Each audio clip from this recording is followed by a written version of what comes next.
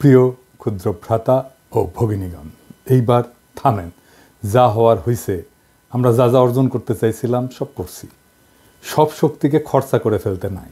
আসেন আমরা রাজনৈতিক কাজে মন দিই। আমার ফেসবুক জয় বাংলা করে দিচ্ছে, পোস্টের পর পোস্ট ভায়োলেন্স উস্কে দিছে, এই অপবাদ দিয়ে খাইয়া দিছে, আর আমাকে কিছু পোস্ট করতে দেবে না, রেস্ট্রিকশন দিছে আরও 7 দিন। আপিল করছি, দেখা যাক। জুলাই আগস্ট বিপ্লবের টাইমে একই জিনিস হয়েছিল। আওয়ামী লীগকে যে বার্তা দেওয়ার দরকার ছিল তা দেওয়া হয়েছে। ওদের স্পর্ধায় 6 মাসে সীমা ছাড়াই যাচ্ছিল। প্রফেসর ইউনূসের সরকারকেও এই বার্তাটা দেওয়া দরকার।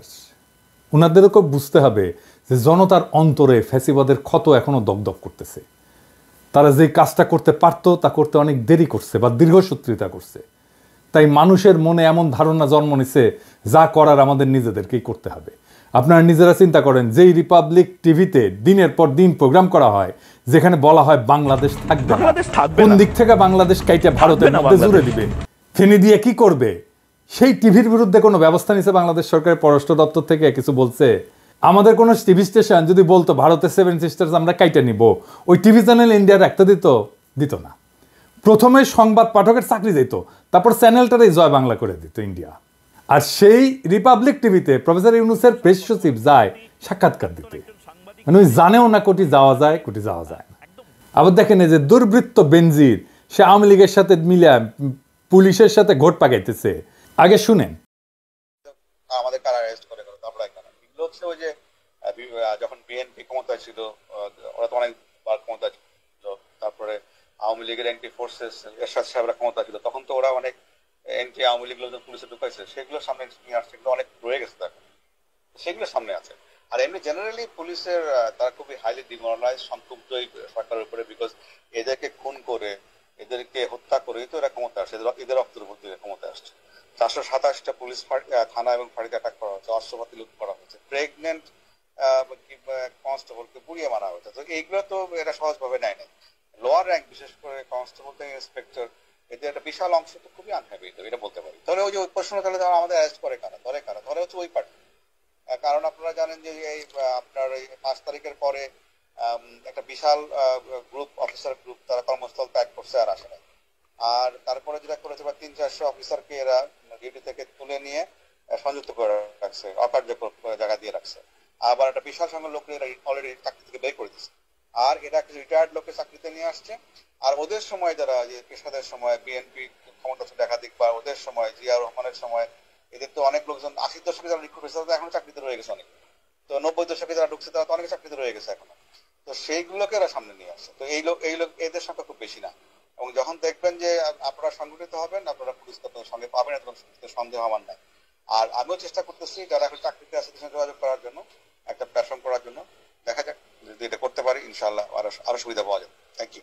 শুনেছেন, বেনজির নাকি অস্ট্রেলিয়ায় আছে, কই আছে খুঁজে বের করেন। আমেরিকান স্যাংশন পাওয়া দুর্বৃত্ত তো বন পোড়া হরিণের মতো, উন্মাদের মতো ছুটে বেড়ানোর কথা।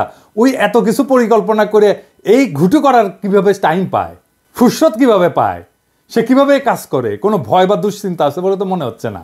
সন্দেহভাজন পুলিশ অফিসার যারা আওয়ামী বেনিফিশিয়ারি ছিল, তাদের মোবাইল ফোন জব্দ করে ফরেন্সিক করেন, দেখেন কাদের সাথে যোগাযোগ করছে বেনজিরের মধ্যেই, তাদের চিহ্নিত করেন। ইন্ডিয়া ধানমন্ডি 32 নম্বর ভাঙা নিয়ে বিবৃতি দেয়, এটা নাকি বাংলাদেশের ইতিহাস ঐতিহ্যের সাথে যুক্ত। হ্যাঁ, আর যা তো বাবরি মসজিদ ছিল না আপনাদের ইতিহাস ঐতিহ্যের সাথে যুক্ত, ওটা ভাঙিছিলেন কেন? ওটা তো সেলিব্রেট করেন। তবে যা কইছে তা মিথ্যা কয়নি, এটা সত্য যে ইতিহাস ঐতিহ্যের সাথে যুক্ত। ওটা বাংলাদেশে মুজিবের স্বৈরাচার আর হাসিনার ফ্যাসিবাদের ইতিহাসের সাথে যুক্ত। আর ওই ভাষা বাংলাদেশ রাষ্ট্রের পুঙ্গা মারা খাওয়ার সাথে যুক্ত। ওই ভাষা দুর্নীতির টাকায় করা।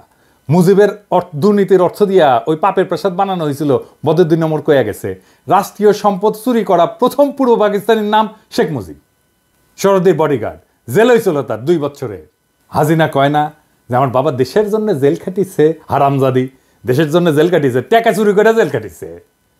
ধানমন্ডি 32 নম্বরে নাকি অনেক দাড়িওয়ালার লোক দেখা গেছে। এই যে দেখেন, দেখেছেন ভিডিও করেছে দাড়িওয়ালার লোক, এটা আওয়ামী লীগার বিয়ানীবাজার উপজেলা পরিষদের চেয়ারম্যান। ঠিক আইসা ভিডিও করে গেছে সামে, দাড়ি দুড়ি দেখে ভাবিছে আঙ্কেলের লোক।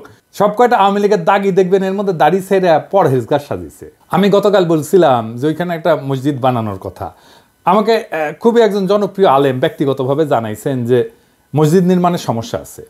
উনি বলছেন যে শরীয়ী বিধি অনুযায়ী কারো মালিকানাধীন জায়গায় জোর করে মসজিদ করা আপত্তির, যদিও সরকার অধিগ্রহণ করে ওয়াকফ করে দেয় তাইলে হইতে পারে। আমি বলছিলাম যে আলেমদের পরামর্শ নিতে হবে সিদ্ধান্ত চূড়ান্ত করতে। তো যেহেতু ওনারা দ্বিমত জানাইছেন, তাই সেখানে কি করা যায় সেটা নিয়ে আমাদের সিরিয়াস আলোচনা করা প্রয়োজন। এই জায়গায় এমন কিছু করা যাবে না যা কেউ ভাঙতে পারবে, বা এমন কোনো অবস্থা রাখা যাবে না যে এইখানে 32 নম্বরের বাড়ি পুনর্নির্মিত হইতে পারে।